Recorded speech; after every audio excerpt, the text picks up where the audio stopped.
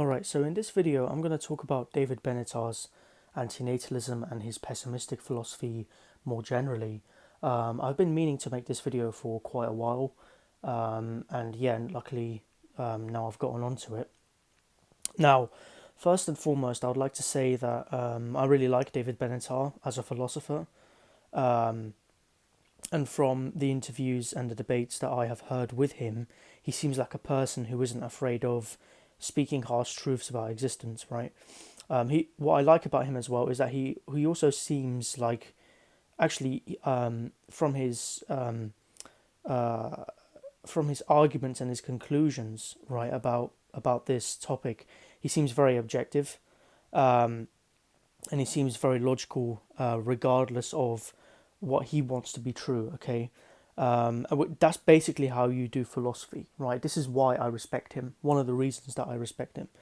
Um, One of the examples that I give for this, right, is at the end of the interview he had with Jordan Peterson, he said something that was along the lines of he said that he wants his pessimism to be tested rather than Jordan's optimism, right? By the way, if you haven't seen that debate, go and watch it. It's amazing. Just the way that Peterson handled himself and the way that Benatar just pretty much won every single point.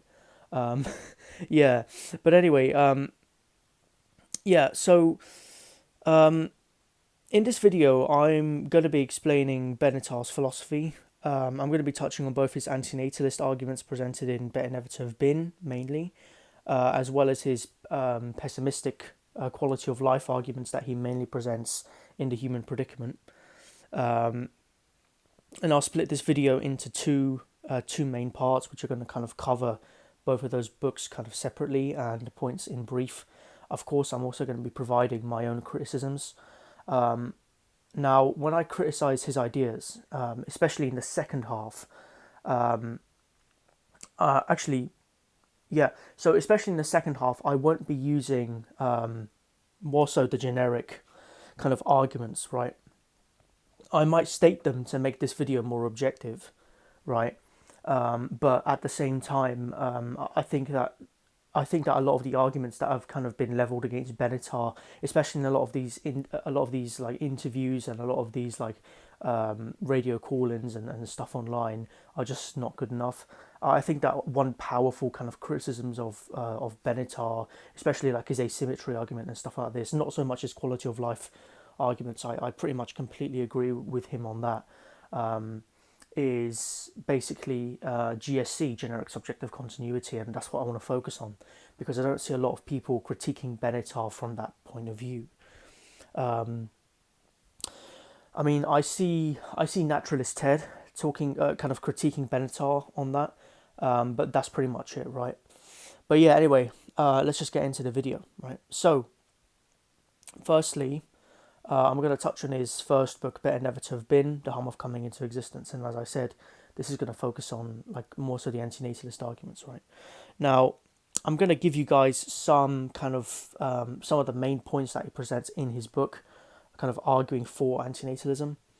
And then I'm kind of gonna give you guys a brief overview of these points, right? So number one is the optimism bias or the Pollyanna bias that he states, and I believe that most human beings have.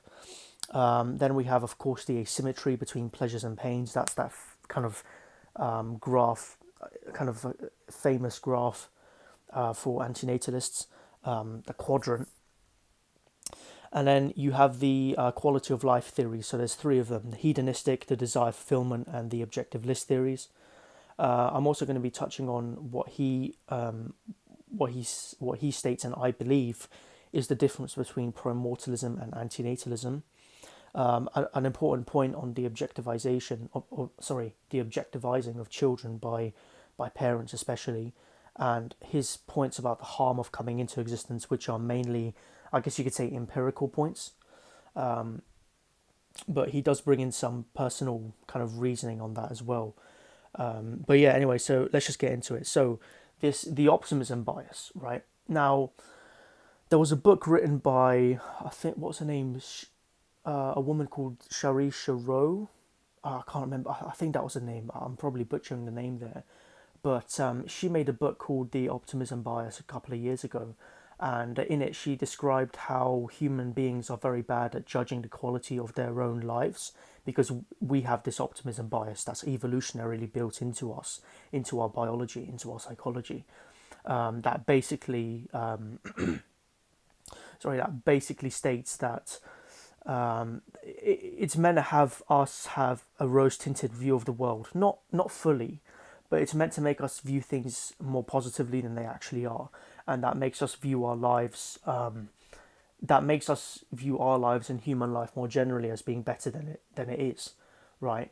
However, Benatar states, and I agree with this, that when you look at life objectively, right, through a logical lens, right, without those rose tinted glasses, right, it becomes very difficult to deal with for a lot of people, and the picture is much uglier, right? And that's most people just push that stuff to the side, right? When you, if you were to actually like create a list of the good and the bad things, I don't like to use those terms, right? Because they're quite weak and they're quite vague. But let's just use those terms, right? Of the good and the bad things, it's pretty obvious that the bad things far outstrip the good things, right? But most people think that the good things far outstrip the bad things, right? Which, isn't true. But actually, most people do believe that, right? Which I just find very interesting. Um, Now, the other thing I want to touch on is the asymmetry between pleasures and pains, right? Now, basically, this is the basis of his asymmetry argument, right? And there's a couple of these throughout the book, but the main one is the comparison between an existing being and non-existence, or being that doesn't exist or is yet to exist, right? So he's got a graph here, and he splits it into four, right? Now, from memory, this was a lack of pleasure. So basically, a lack of pleasure for a being that doesn't exist is not bad, right? But the lack of pain is good, right? Because there's no one to suffer, right? And then that's for the non-existent being, the person that is yet to exist, the person that we are considering bringing into existence. And then you have the two quadrants for the being that already exists, right? So the presence of pleasure is good for that being, because he or she already exists to enjoy the good things, and the presence of pain is bad, right? It's a pretty basic kind of asymmetry, right? And I've seen people in like debates and online and stuff, and even in conversations that I've had with people trying to disprove it and say, "Oh, that's absurd." Like one thing that I've seen is, well, how can the lack of pain for a non-existent being be good? And I'm just like, well, isn't it obvious, right? If there's a being that doesn't exist and would have experienced immense pain and suffering, isn't it a good thing that they're not going through that, right? So I think that kind of sums that one up. But he kind of uses that to argue for antinatalism.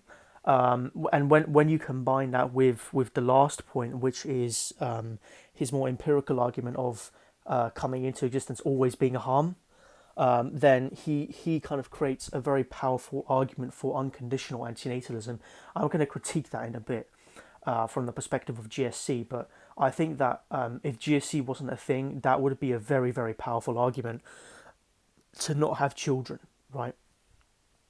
Now, when it comes to, he's got a couple of other asymmetries in the book, but they're not as important, and they're kind of like side asymmetries to prove a larger point. So I won't really be touching on them. But as well, we've got another very important. I guess these are more quality of life theories, but this is directly related to antinatalism. The three quality of life theories: so the hedonistic, the desire fulfillment, and the objective list theories. Now, I'm gonna briefly touch on all of these as well, and why Benatar uses them to argue for antinatalism. So, number one is the desire fulfillment theory, right? This is the one. If you're familiar with Schopenhauer, you're familiar with this. So, basically, the premise is that well-being, right, or pleasure, right, or what people call happiness, right, is based on the fulfillment of desires, right? Now, the reason why this is false, right, the reason why this doesn't work really, why this doesn't bring well-being, especially long-term well-being, is people's desires are often realistic, right, and they lead to suffering, right? And the fulfillment of desires in life doesn't necessarily lead to well-being because it's, as Schopenhauer said, it's a constant striving, it's a constant hamster wheel, right? The desires are temporary, they don't last. I made that video talking about the nature of pleasures and pains. If you want to think about pleasure, it's kind of like an after image, right? The pleasure of eating kind of consists in taking away of hunger, and it's purely present. It's not future. It's not in the past. And that basically what that is that when you expect something from these desires, right, or even in the as a result of the desire, right, or as a result of chasing something, you're often left disappointed because it doesn't meet your expectations, right? So for instance, if you make a nice meal, right, and you expect it to have long lasting consequences, you're disappointed because that pleasure is not met, that expectation is not met, right, and that leads to unnecessary suffering, right? And he uses that as an argument to argue against birth, that because we're in that kind of metaphysical predicament or ontological predicament. For those who know what those terms means, basically that's just the kind of system that we're placed in. Those are the conditions that we have to deal with in this reality. Now, the second one is the objective list theory. Now, this premise kind of states that well-being consists of objective goods, so things like love, knowledge, health, things like this. Now, Benatar's argument right here is that even objective goods can be flawed or involve trade-offs, right? For instance, love, romantic love can bring, great joy, but also immense suffering, things like heartbreak. So I guess you could say that the goodness or the pleasure goes up, but at the same time, you've got risks or negative things also rising at the same time. So it involves a lot of risk that is often, I guess you could say, vindicated. I'm not sure that's the right word, but no, it's not the right word. I think you guys know what I'm trying to say. Like risk that is often realized, actualized. That's the right word. So it's not really worth it, right? Even knowledge, right? Knowledge, I think we would all agree it's a good thing. It can bring insight, right? But it can also bring awareness of life's inherent problems and suffering, right? For those so inclined, it can also turn you towards nihilism. It can also make you quite pessimistic. I mean, as I talked about this in the Peter Vessels Alpha video, right? I mean, a lot of people, right? They see the way that life is, right? They see, they see the way that existence is, and their quality of life will diminish as a result. Some people, right? Depends on who you are, right? I don't think that that's the case for most so-called pessimists or whatever, or so-called antinatalists or whatever. I don't think that's true, but yeah. Anyway, so I'm not really going to touch on those arguments here on my ideas for why I don't think that's true. I might cover that in a later post or something, but I don't want to make this video too long. Now, interestingly, Benatar makes an argument about knowledge, and he says if you think of knowledge as an objective good, right, we are much closer to, if you think of it as a spectrum, on a spectrum from 0 to 10, 0 being absolutely, we know absolutely nothing, and 10 being we know absolutely everything, or we know a lot of we know a lot of things, right, compared to the universe or something. Then we are much closer to 0. We are like around 1 or 2, right? On the scale, right? If that, right? So, I mean, that kind of shows you where we are, right? If you think of health as a good thing, right? What is health? Health is basically just a lack of suffering or a lack of ill in the body, or a lack of some kind of disease or suffering, mental or physical, in the body, right? That's basically what it is. When you're healthy, as Schopenhauer said, you don't feel the health. You don't feel, you don't feel you don't feel that you're healthy. Basically, you know that you are, but you don't feel it, right? So that's something I find quite interesting. So yeah, I mean, he uses that as to argue for antinatalism. Again, I think that's flawed. I'll explain why. However, I definitely view that as a reason to not bring someone into this existence in the way that it currently is. But I view that as an argument for universal antinatalism. I've got my problems with that because of GSC, right? Um, and lastly, the hedonistic theory, right? So basically, this is, I guess you could say, this is the most simple of the theories. So um, basically the premise is that well-being is based on maximizing pleasure and minimizing pain. So Benatar's argument is that even from a hedonistic perspective, life is often filled with more pain than pleasure, right? So I mean, this is pretty obvious. Life is, if you were to, he brings up a very good and interesting question to ask most people, and that is, ask the average person, right? Ask anyone, right, if they would want to live over again the last 5 or even 10 years of their lives, right, in the exact same order, so they couldn't go back and change things, right? Not even in the exact same order, but they would have to experience mostly the same events, right? And they couldn't change anything, right? Most of them, pretty much everyone would say no, right? However, if the pleasures outweighed the pains, most people would say yes, right? Um, I'm talking about in its entirety, right? Not just to go back and experience the good nostalgic moments, um, but to experience it in its entirety. Your mind portrays it in a certain way, but if you were to actually go back and re-experience them, yeah, I mean, it wouldn't be as good as you thought they were, right? And I like this argument, right? Now, um, now, I mean, basically, pain is inevitable, right? Pleasure is also inevitable, but as I said, it's much weaker and it's disappointing, right? And he uses that as an argument for antinatalism as well. Um, Now, another thing I want to get onto is the difference between primordialism and antinatalism, which I'm also going to touch on in the second half of this video. Basically, antinatalism is just the view that coming into existence is a harm, right? Is that it's a negative thing or a negative event, right? Primordialism is the view that early death or death as soon as possible is preferable, right? Antinatalism states that once you come into existence, you have an interest in continuing to exist, and that interest is defeated by death, right? And that's what Benatar stresses. He stresses that these are two completely different ideologies, right? And I've had a lot of critics of antinatalism. I guess you could call them normies and stuff.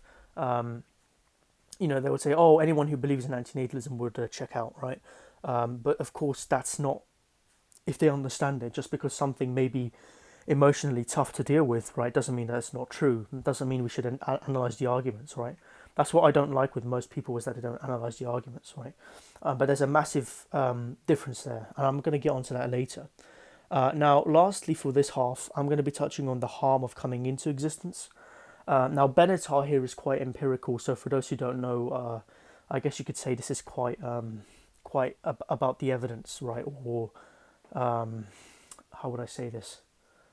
Empirical basically means that you're looking at the evidence and you're purely looking at that without any kind of personal opinions attached or any kind of value judgments or whatever, right?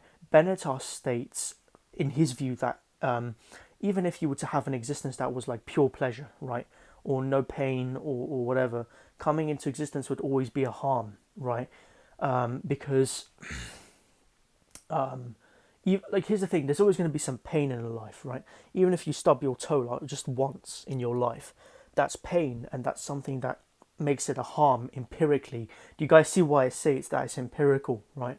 However, of course, the pain in life is much more than the pleasure ever will be, and very few people are going to have a situation where a stubbed toe is going to be the only pain they experience, right? So yeah, that's he creates, he kind of has multiple subpoints in regards to this. So a life that would obviously be nothing but suffering. He has a scale, like, so if someone's born in like some slum in India or something, compared to someone who, I don't know, lives in a very nice first world country with many privileges, right? They are all harmed by coming into existence. Even the person who really enjoys their life is still harmed, empirically, objectively, according to him. Now, I want to get onto my criticism of him in regards to this. Now, basically, my criticism centers around GSC, right? Overall, I agree with a lot of these ideas, right? There's one thing I forgot to touch on: the objectivization of children.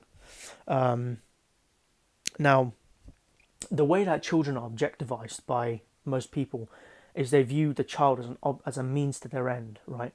For instance, asking you questions of, how are you going to continue your bloodline, or when are you going to have children, right?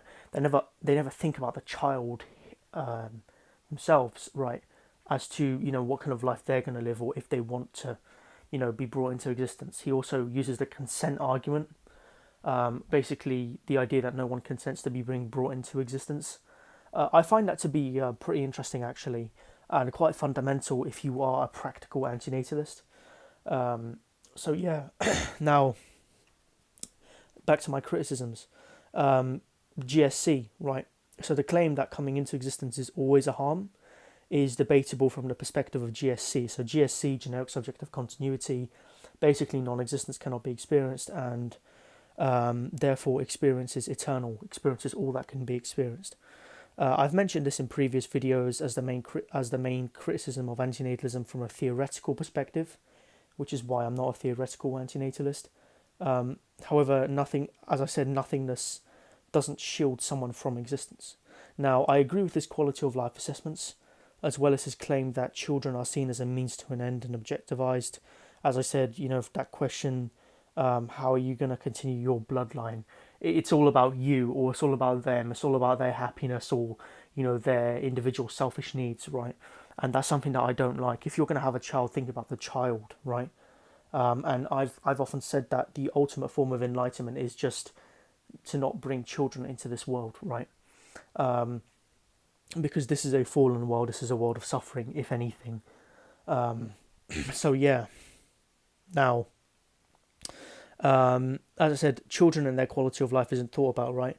And I said this on my video on reckless breeders, right? I talked about how children are objectivized in such environments, right? They are thought about as a means to an end, if anything. Additionally, people will usually have unprotected sex, right? And it results in a child being born as a result, right? And as I said, the child is not even thought about, right? If he or she is, right, they're seen through the parents' desires, right? They're seen through, they're just seen through individual reasons, or I want a child, right? Or, oh, when are you going to have children, right? It's not seen as, oh, should I have a child, or, would my child enjoy his or her life? It's not seen through those kinds of lenses. Now, part 2 of the video, I'm going to touch on the human predicament, right?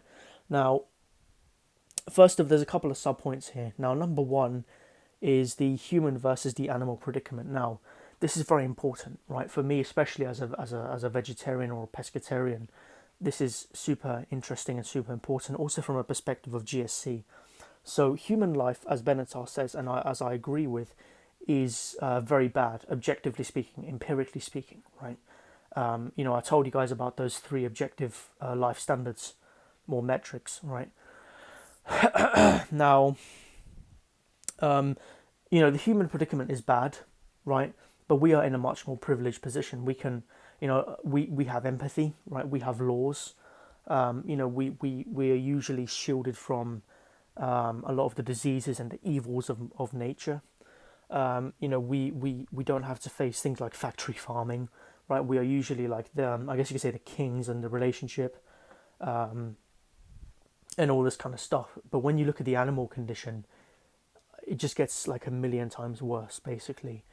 And when you look at things like how we treat, like regardless of our intervention to make the matter worse, I think that the animal predicament is terrible, right? It's a very, very harsh, very tough life, but kind of like a battle royale kind of scenario where the animals just fight to the death, right? That's nature. Nature, as I said before, and this is true. Regardless of your opinion of it, nature only cares about propagating the bloodline, the genetics, right, to the next generation. It doesn't care at all about morals or what have you, right? So you have all these creatures down here competing to survive, right? Could you imagine being an animal terrified that it's going to become someone else's lunch, a predator's lunch? And I view that as a very evil kind of dynamic. But even when you look at what's within our control as a species, right? The things like factory farming, right?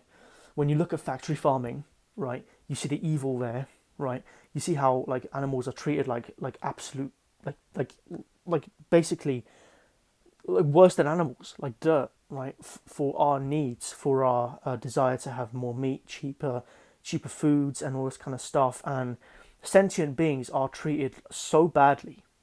I'm gonna make a separate video on this. I'm not gonna touch on it now, but essentially the animal predicament is terrible. The way in which, I mean, Benatar makes an example of chicks or chickens having their beaks clipped, right, which is very painful for them. Same thing with like pigs, right, and their hooves and stuff, and a couple of other animals. And also like what happens to male chicks. I mean, a lot of them, because they're not useful for producing meat, right, or eggs or anything, a lot of them just get killed at birth, pretty much, right? They get put in the assembly line and then they're done, right? And I just view that as unacceptable, right? From the perspective of GSC, right? I'm going to touch on this in that video, but yeah, I mean, I really like the fact that he brought that argument up. Now, life's meaning at the local level compared to the terrestrial level. Now, Benatar is an existential nihilist. So am I, for the most part anyway. I have some disagreements because I believe in GSC and I am a secular Buddhist, but overall I agree with his kind of existential nihilistic take, right? Basically, we only have meaning at the local level, and he splits this into three. So for ourselves as an individual, for maybe like at the family level or at the community level, then at the wider society kind of level, maybe at the national level, and then at the as to humanity as a whole. But he doesn't claim that there's any kind of cosmic meaning or there's any kind of meaning beyond that or written into the universe, right? Which kind of makes our predicament quite tough, right, for a lot of people. A lot of people can't really cope with the fact that there is no cosmic meaning, and he kind of describes that as a theistic gambit to say, oh, okay, let's kind of say or pretend that there's a god that gives life meaning or gives meaning to me, right? Now, he views this as a cope, basically. He views life from an objective perspective as meaningless, which I kind of disagree with, but I kind of understand, and I used to agree with that as well. I mean, I kind of understand that argument, oh yeah, in 150 years, who's going to care about you or who's going to think about you? Yeah, sure, but that doesn't mean that life or sentience itself is meaningless from a cosmic perspective. It doesn't mean that there aren't any moral responsibilities. I touched on this in previous videos and I will touch on it again. However, I mostly agree with the existential nihilism stuff. I understand it very much as well. And I think that even if God existed, that wouldn't make life meaningful per se. There needs to be something more, something deeper. So yeah, because you can have life after death and, the same situation would still apply. It's kind of like an infinite regress. But anyway, I'm getting off topic here. Now, then again, he goes on to the poor quality of human life, which I've touched on before. I'm not going to touch on it again. Basically, the optimism bias, how most people live their lives, how most people don't spend their lives doing what they want to do. They spend their lives surviving, right? Eating, household chores, working, doing things that they have to do in regards to like their duties socially, in regards to family, friends, all that kind of stuff. That was a very broad kind of argument that he brought up. Also, again, he brought up an argument of why death is bad, and he discounted Epicureanism. Now, I don't like Epicureanism, and for those who don't know, Epicureanism is an argument that says once we're dead, we shouldn't concern ourselves with death or the state of being dead, because once we're dead, we don't exist. Now, I disagree with this heavily. Of course, from the perspective of GSC, however, what Benatar says is that there's a difference between non-existence before birth and non-existence after death, because non-existence before birth to him, and I guess more generally, isn't bad, because there's no one that has been brought into existence that will suffer that deprivation. However, after someone dies, right, so once someone is alive, brought into existence, they have an interest in continuing to exist, right, because that person, as I said, is experiencing pleasure, right? Benatar uses the term continuing to exist, or an interest in existence, in continuing to exist. but basically they're experiencing pleasure, right? And they're experiencing pain as well, but that makes up their lives, right? And that person may have relationships, may have friendships, may have careers, things like this, and they have an interest in not losing that. However, essentially what happens is that death takes that from us, and it makes things very, that's why it's a deprivation. He calls it the deprivation account, is that you're no longer experiencing that pleasure that you were having before, and that's why it's bad. Now, some people have said that's absurd. Well, it isn't from the perspective of GSC, but also from this as well, because that's why people fear death, right? Of course, there's that kind of biological reason to stay alive, to propagate the species, but us as an individual level, we have that interest. Now,